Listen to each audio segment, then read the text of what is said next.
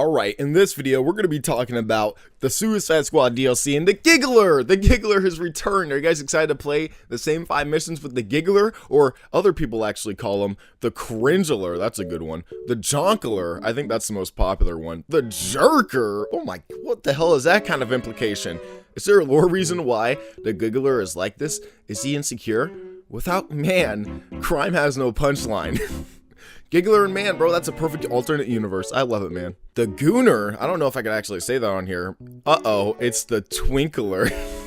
Nah, man, the Twinkler, the Twinker, that's actually Miller Ross right there, bro. Don't get it twisted. The Fondler, the Diddler. Oh my god, what the fuck? Trying to sell a DLC to 364 active players is crazy, bro. They're not even selling it and people still aren't buying it. Officer Balls. Okay, I'm done with that. I had way too much fun with that one. Alright, so if you're new, go ahead and subscribe. If you like the video, go ahead and like. We're going to be talking about the Joker and how, honestly, I think that this is going to be a flop. Just like how the basic game was. You know, there's nothing really of substance for this character going into it. And there's really nothing that they're adding that's really, like, different from what they've given us already. See, I think what the problem is with season 1 is that, one, it doesn't really do anything with the story from what I know. Like, from the leaks, it doesn't bring back any characters. It doesn't, like, redo anything or reset anything or really do anything that kind of helps people embrace the story a little bit more. Instead, it kind of just does the same thing, like, with Joker. And it's just fighting Brainiac's minions and probably just fighting one more Brainiac and a couple more clone boss battles. So we all know where this is going, and I don't even think this is going to help save the game. Like, realistically, this game is such in a shit spot, and everybody can try to say, oh, the PC numbers don't matter, but the PC numbers are still a reflection of the overall player base. I doubt console numbers are doing any better. I mean, I think I've seen console numbers going back from like top 10, and they're not even in like the top 20 for Xbox. So let's be realistic here. The game's numbers are shit. WB says so themselves, and this Joker DLC, it feels like if this isn't done right, if this DLC isn't done right, it's done. It's like done. What else can they really do for the DLC, right? Like, story-wise, here's the problem that I have with it. In terms of story, they're bringing back a character that's already dead in this universe. And I get it. It's a comic book game. It's a comic book universe. They can come back. It's just such a stupid thing to do for this character, the Joker. And they did it basically for every other character in this game. But the Joker, right? Specifically. His death was so impactful in this game. It was mentioned in this game. The writers know about it, and they just like immediately backtrack it. Joker's death was such a impact in the Arkham universe because realistically his death had never been actually done before. And sure, he came back in the next game, but when they did that in the next game for Arkham Knight, it was more of a send-off for that character, and it was actually done and handled pretty well. I think most people were saying the Joker was like one of the funnest parts in the game. Some people might go back and say he's a little annoying. But he's still like one of the best parts of it. It's Mark Hamill. You can't go wrong with that guy, except a few times. But besides that, yeah, no, you can't go wrong with his acting with the Joker. And I think that in terms of what they did with that character in there, that was perfect. He really wasn't back. He was only back in Batman's mind and in the player's mind. So it really did work there. Doing this essentially erases all of that, because now this universe has a Joker again.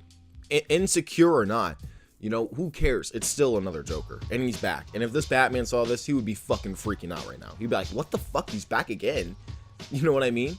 So when you go with that, and then you go further on with like Harley Quinn too, it's like they're not going to do anything interesting with Harley Quinn and that character. They're not going to do anything with like Joker and Harley Quinn coming back together, because Harley Quinn's already moved on from the Joker, from that toxic relationship.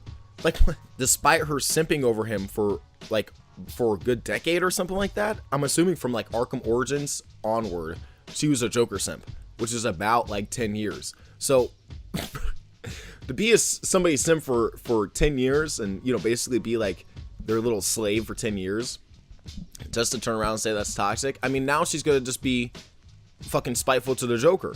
And I bet, no offense to anybody who does this, right? But realistically, this Joker is probably going to have a Lady Boomerang situation where in that universe, Harley Quinn's actually Harlan Quindell, and that Harlan Quindell died, and he just wants to be with him, right? Look, what I'm saying is he's insecure, and he's hiding his insecurities with typical Joker behavior. I just don't get it. He doesn't need a reason to be Joker. He's already, it's like such a fucking stupid, it's so stupid. It already is stupid. I can already see the red flags from this. And from what we've already gotten, this was probably the second thing written right after the story, right? I mean, if it's a continuation of the story, then what they did, I don't like, and the gameplay's repetitive. So unless they do add some mission types, which, okay, but is it gonna really save the game? Probably not. This game's in a shitter, bro. This game's, it's done. Let's just be real here. It's completely done. If I were to predict, I would be like, maybe like 7,000 players max on PC. Maybe a little bit more on consoles, but realistically, I don't think there's going to be enough content here. I don't think there's going to be enough here to actually bring people back on the 28th and actually keep them there for further content, which might come like months later. We don't know when season 2 is going to come out. Like, that could be like maybe in June, May. I mean, who knows, right? Who really knows? So realistically, I mean, it's just going to be a very sad case for Rocksteady when, if this thing flops, is this going to be another bad thing on this game? Every other week or every other day, for crying out loud, I'll see something that's bad about Suicide Squad. I'll see some bad headline about the game and how it's like basically just being shit on by everybody, including WB. So it's hard to kind of take this game serious, and it's hard to really say that it's gonna do good further on. So we'll have to wait and see. Thank you guys so much for watching, and if you giggled, like the video.